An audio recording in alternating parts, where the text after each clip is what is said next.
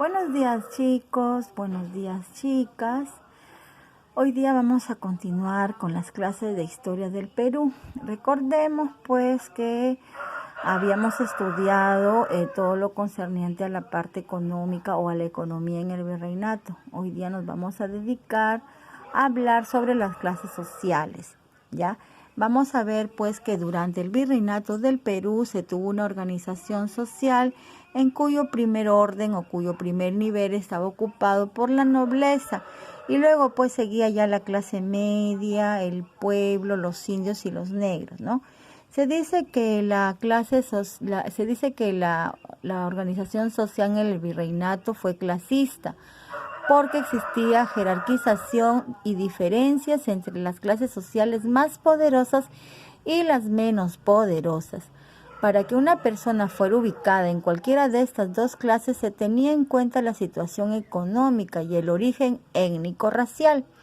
Es decir, que por más pobre que sea un blanco europeo se le consideraba superior o por encima de los indios o negros con mejor suerte, ¿ya? Miren lo que acabamos de escuchar, o escuchen bien. Dice que por más que tú puedas tener de repente una economía regular, si no eras blanco, entonces no eras considerado dentro de la nobleza, ¿ya? Aquí podemos ver unas figuras. Aquí tenemos, por ejemplo, a este español. Este es un español, como le decía, un ibérico. Pero este otro, con apariencia española, también es un criollo. Este era un criollo, era un español, pero con la diferencia de que él había nacido aquí en Perú. Tenía sangre española, pero había nacido en Perú. Y tan solo por el hecho de haber nacido en Perú, ya había una diferencia social. Luego acá tenemos a un indígena. Este indígena, bueno, estaba dentro de lo que son era un hombre libre, pero estaba dentro de la tutela de los famosos encomenderos, ¿no?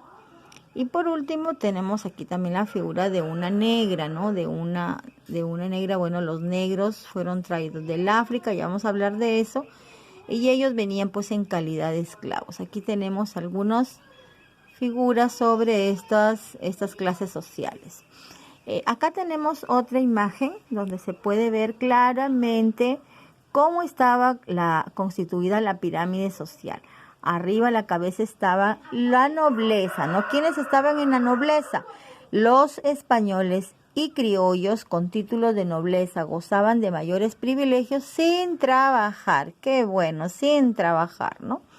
En la clase media o segundo peldaño, encontramos a la clase media, que estaba constituida por los españoles y también por criollos mestizos sin poseer títulos nobiliarios. Gozaban de buena posición económica, desempeñaban cargos administrativos y eran en su mayoría profesionales, ¿ya?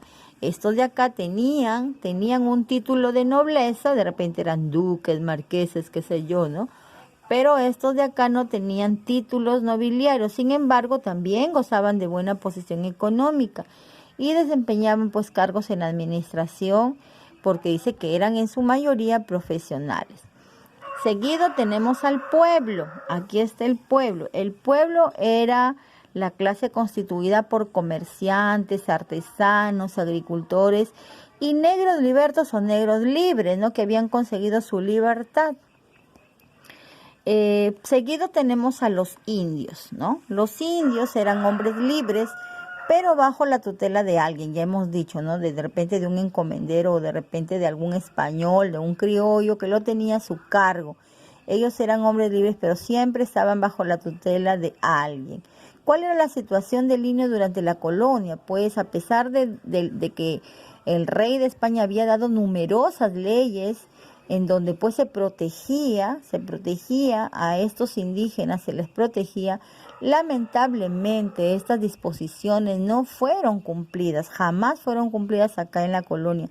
A pesar de ser libre, de no poder ser acusados ni juzgados por el tribunal de la Inquisición, el indio fue vilmente explotado, especialmente en las minas, y obligado a pagar tributos.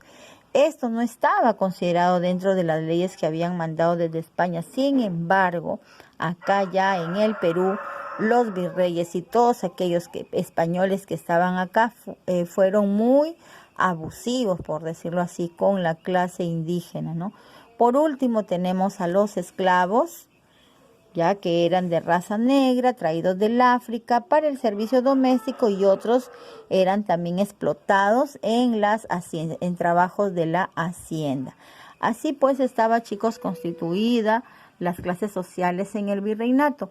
Pero ahí en la tarea estamos viendo, también estoy pidiendo que me investiguen sobre las castas sociales, es decir, sobre la mixtura, la mezcla de nuestra raza, ¿no? Por ejemplo, si un español se casaba con una indígena, lo que resultaba, no se casaba, sino que la embarazaba, y esa es la pura verdad. Entonces ahí como resultado teníamos un mestizo. Y hay muchas más mezclas por ejemplo, de indígenas con las negras. Entonces van a salir nuevas castas sociales. Sobre eso quiero que me investiguen. Por último, vamos a hablar acá acerca de los negros durante la colonia. Acá tenemos tipos de negros. Habían los negros ladinos, que eran negros que aprendían el idioma español y podían comunicarse sin problemas, ¿no? Acá están los negros bozales, que no aprendían el idioma español, nunca lo aprendieron. Y los negros cimarrones, que eran negros que evitaban la explotación inhumana de sus amos, huían hacia zonas lejanas y buscaban refugio en unos lugares llamados palenques. Bien, sobre esto vamos a comentar, chicos, a las 11:30 en su asesoría.